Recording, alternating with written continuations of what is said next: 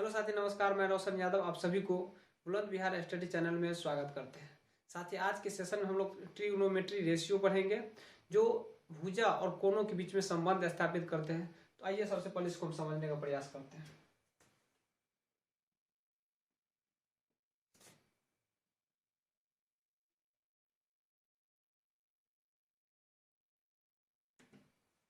त्रिकोणमिति में भुजा और कोणों को संबंध को स्थापित करने के लिए हम लोग हमेशा समकोण त्रिभुज का ही यूज करते हैं।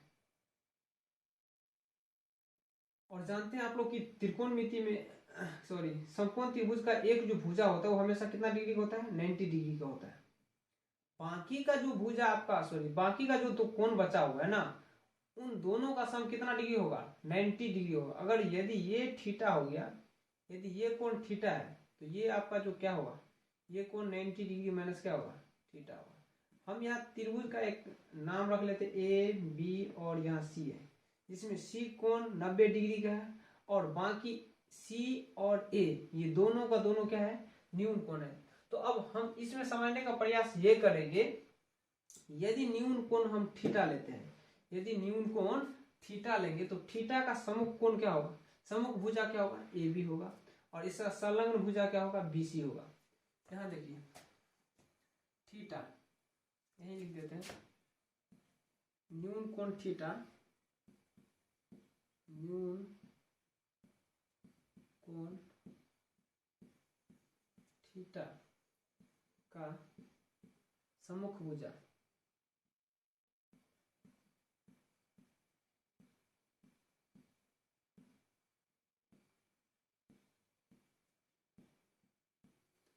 सम्मुख भुजा ए बी है तथा संलग्न भुजा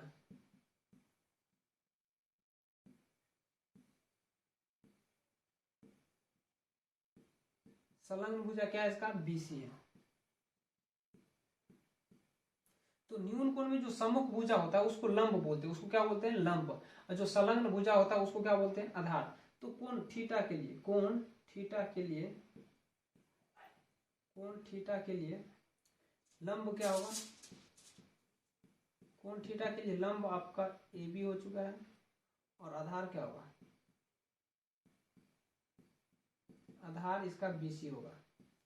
यदि यदि न्यून कोण 90 डिग्री माइनस थीटा मान लिया जाए, यदि न्यून कोण 90 डिग्री माइनस थीटा मान लिया जाए, तो 90 डिग्री माइनस थीटा के सामने का जो सम्मुख भुजा होता है वो बीसी कहलाएगा और इसका संलग्न भुजा क्या कहलाएगा? A B.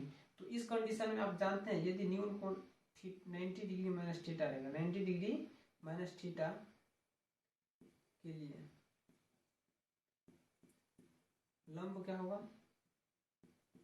लंब, सम्मुख भुजा को लंब बोलते हैं, ये बीसी हो गया। और आधार क्या होगा इसका? आधार इसका ए बी होगा।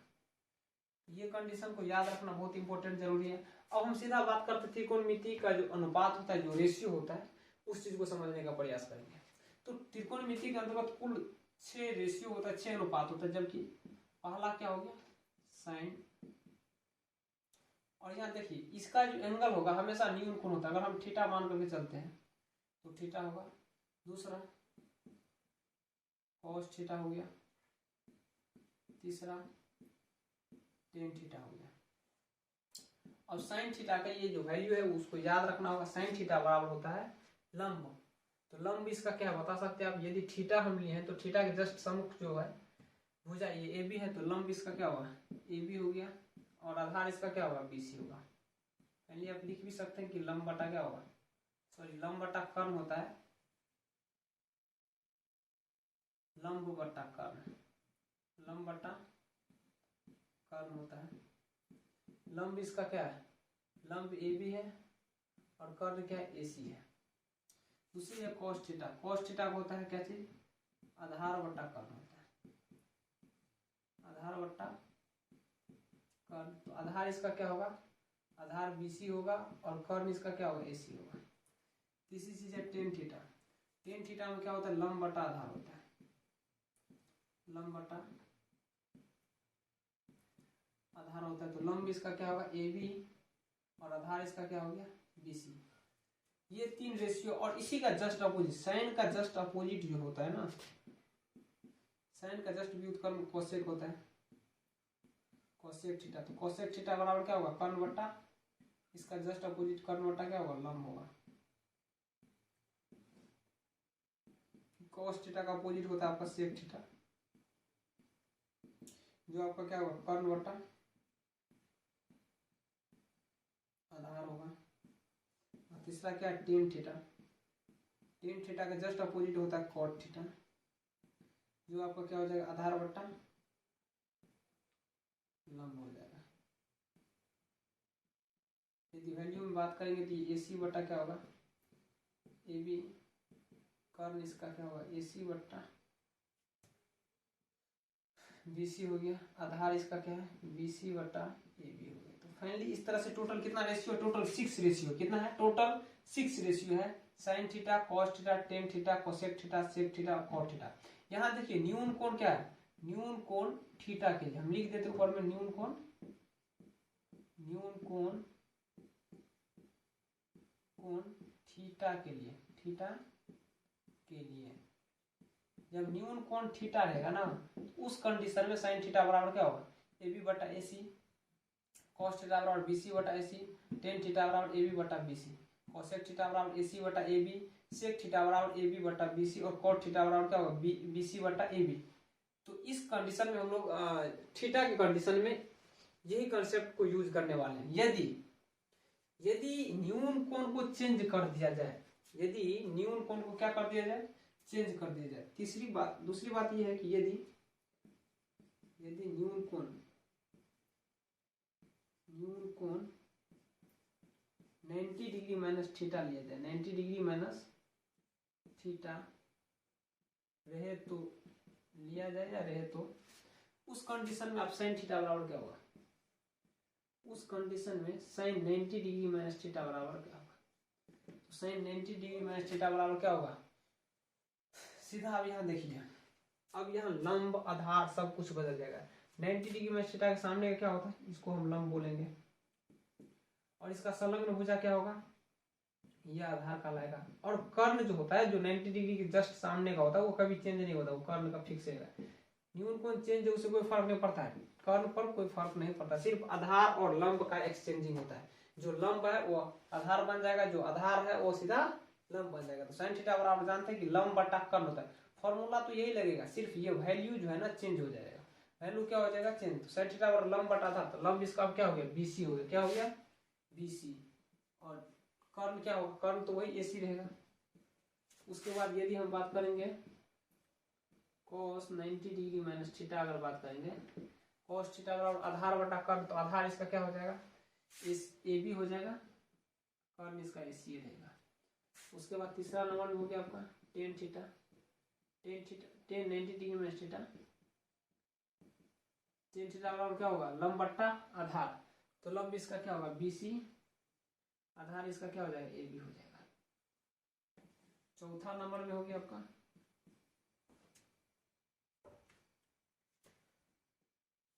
Cosec theta, cosec 90 degree minus theta, ये हो जाएगा आपका इसका जस्ट अपोजिट एसी बट्टा बीसी हो जाएगा।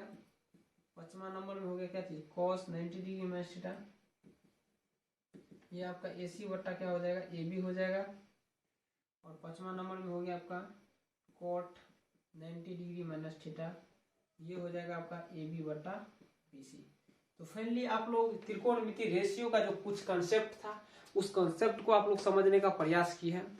अब इसी त्रिकोणमिति रेशियो के आधार पर हम कुछ क्वेश्चन पर बात करेंगे, चर्चा करेंगे, जो आपके एग्जाम के लिए काफी इंपोर्टेंट साबित होगा। और हर एक क्वेश्चन, रेशियो का हर एक क्वेश्चन हम लोग चर्चा करने वाले हैं, जो आपको कहीं भी किसी भी तरह का दिक्कत नहीं होने देगा।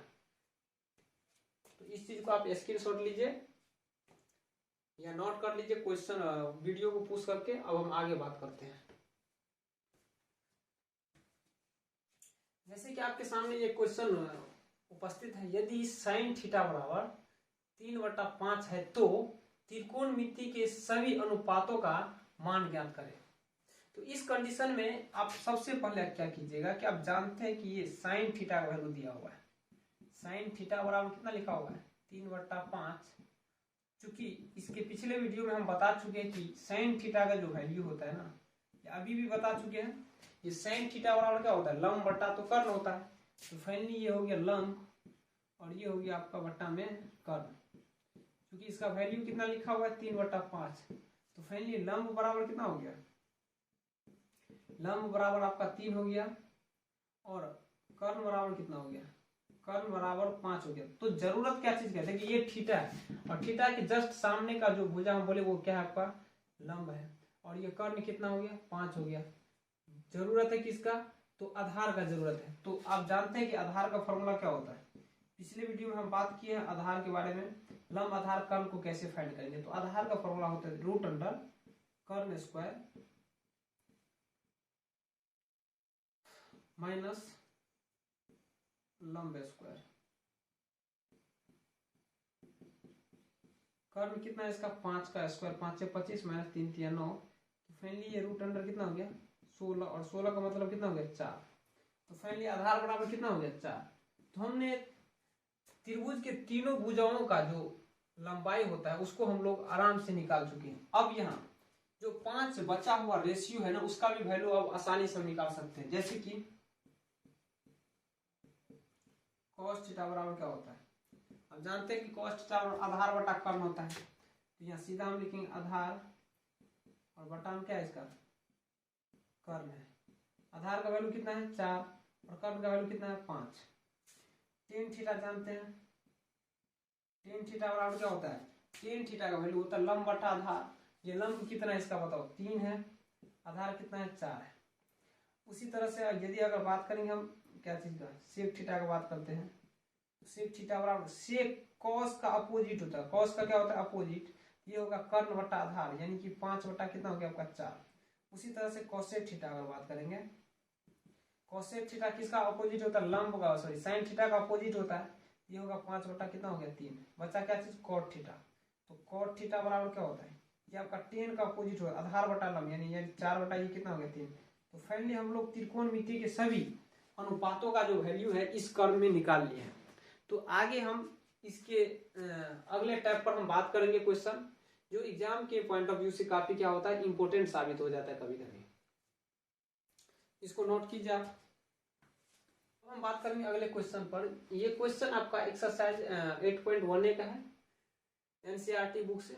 यहाँ ये क्वेश्चन है, यदि cot थीटा बराबर 7/8 है तो 1 plus sine theta into 1 minus sine theta बट्टा 1 plus cos theta into 1 minus cos theta का वैल्यू क्या होगा।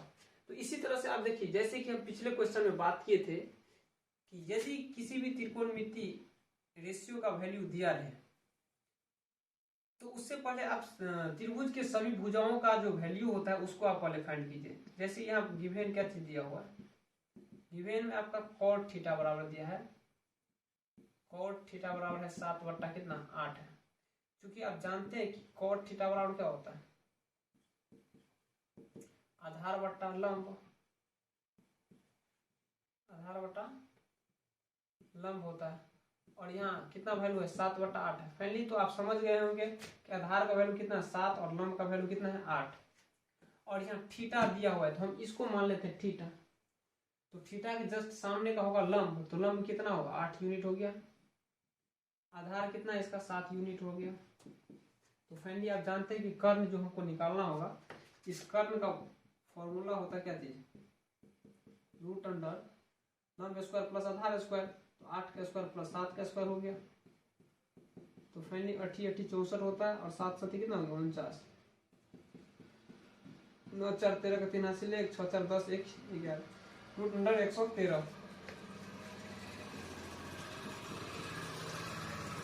तो हम लोग कर्ण को निकाल चुके हैं। अब अगले कंसेप्ट जो है, अब यहाँ देखिए त्रिभुज का तीनों भुजाओं का जो वैल्यू है वो निकल चुका है, BC AB और AC निकल चुका है। अब हमें निकालना है क्या चीज, अब हमें निकालना है 1 plus sine theta into 1 minus sine theta बट्टा 1 plus cos theta into 1 minus cos theta. अब यहाँ वैल्यू हम पुट करेंगे, 1 साइन थीटा का वैल्यू क्या होता है लंब बट्टा होता है क्या चीज कर्ण, तो ये लंब कितना है इसका। अब यहाँ देखिए, अगर इस बेसिस पे हम बनाते हैं ऐसे भी बन जाएगा, लेकिन एक कंसेप्ट आता है, आप लोग जानते हैं कि a plus B into A minus B का जो फॉर्मूला होता है वो A square minus B square होता है। यही कंसेप्ट हम यहाँ पर लगाने वाले हैं, क्योंकि a प्लस बी और a माइनस बी के फॉर्म में, a प्लस बी और a माइनस बी के फॉर्म में, तो क्यों ना हम ये कंसेप्ट लगा दें ताकि उसका कैलकुलेशन जो है इसका इजी हो जाएगा। हम यहाँ लिखेंगे 1 स्क्वायर माइनस साइन थीटा का स्क्वायर बटा क्या होगा 1 स्क्वायर माइनस कॉस थीटा का स्क्वायर। तो फाइनली ये 1 माइनस आपका क्या हो गया साइन स्क्वायर थीटा हो गया, और ये हो गया आपका 1 माइनस कॉस स्क्वायर थीटा। इसका एक कंसेप्ट आता है, इसको हम अगले वीडियो में बताएंगे कि sine square theta minus plus cos square theta बराबर 1 होता है। बराबर क्या होता है 1। तो यहाँ कॉस थीटा को यदि रिजर्व करके रख लिया जाए तो ये 1 माइनस क्या होगा साइन स्क्वायर थीटा के बराबर हो जाएगा। 1 माइनस साइन स्क्वायर थीटा के बराबर हो जाएगा। यदि हम साइन थीटा को रिजर्व करके रख लेंगे तो यहाँ होगा 1 माइनस कॉस स्क्वायर थीटा।